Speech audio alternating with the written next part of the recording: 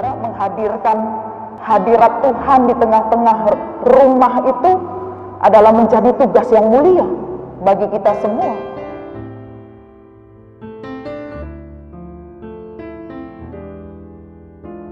Mengandalkan Tuhan di dalam setiap pelayanan itu menjadi suatu hal yang penting yang harus kita ingat.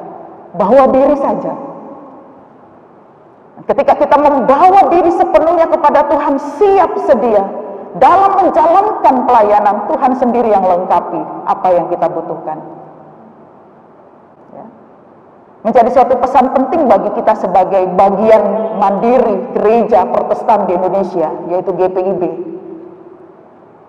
Tema pada hari ulang tahun ini diberikan judul Memperkuat Daya Juang dan Pelayanan Gereja di Tengah Pandemi dan Disrupsi Digital Melalui Pendidikan yang Membebaskan. Artinya apa? Bahwa pelayanan itu harus berdaya juang. Sebagaimana yang kita bisa lihat contoh-contoh dari tokoh-tokoh misionaris ini, penginjil ini, pekabar Injil ini. Mereka hanya memiliki daya juang, hidupnya sepenuhnya bergantung hanya kepada Tuhan Yesus. Dan pastinya sebagai manusia tidak kuat ya, tapi roh yang menyala-nyala itulah yang hadir di dalam hati dan pikiran mereka.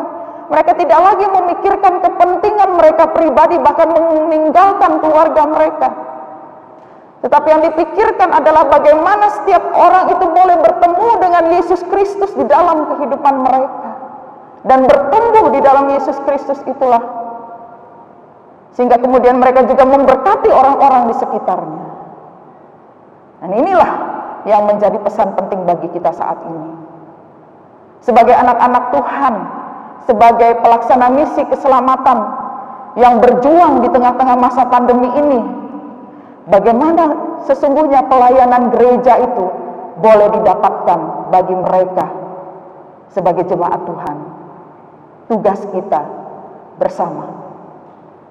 Dan bagaimana melalui digital kita dapat menjadi gereja yang membebaskan, yang memerdekakan.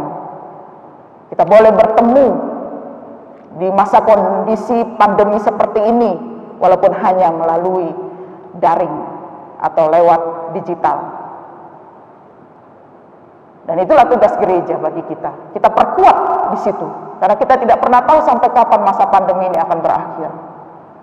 Tetapi yang pasti, sebagaimana Allah di dalam Yesus Kristus memperlengkapi para muridnya dengan janji, dengan penyertaan, dengan pengajaran, maka itu juga yang dilakukannya bagi kita sekalian sebagai gereja bagian mandiri di gereja Protestan Indonesia ini. Nah, bagi kita sebagai jemaat GPIB yang telah dilengkapi Tuhan di masa pandemi ini untuk menjangkau pelayanan, mari kita tetap terus bersahati, tetap topang menopang. Ketika anak-anak muda ini memiliki talenta, bakat di tim multimedia, maka saudara-saudara ya, tetap memiliki semangat, konsisten, disiplin. Karena saudara-saudara menghadirkan hadirat Tuhan di tengah-tengah rumah itu adalah menjadi tugas yang mulia bagi kita semua. Tidak mudah karena kita harus menerapkan protokol kesehatan. Khususnya bagi anak-anakku tim multimedia, tetaplah memiliki semangat berkiprah di ladang pelayanan Tuhan ini. Selama Tuhan masih memberikan kesempatan. Juga bagi kita sebagai pelayan-pelayan Tuhan. Memang tidak mudah, kita tidak leluasa untuk melaksanakan tugas-tugas pelayanan kita.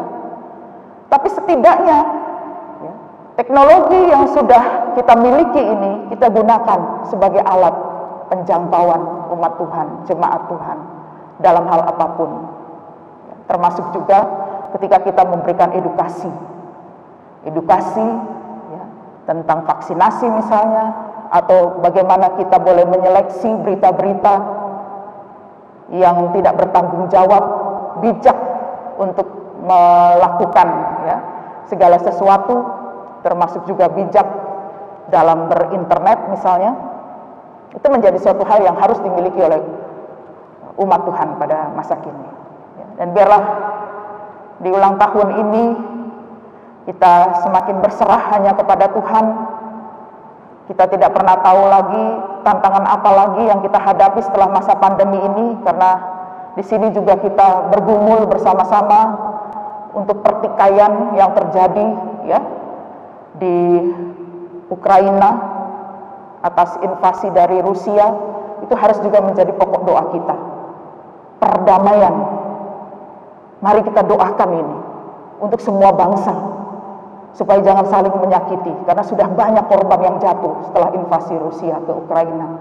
Mari kita masukkan itu dalam pokok doa kita sehari-hari, agar dunia ini boleh mengerti bahwa hanya dengan damai kita bisa hidup tanpa rasa takut.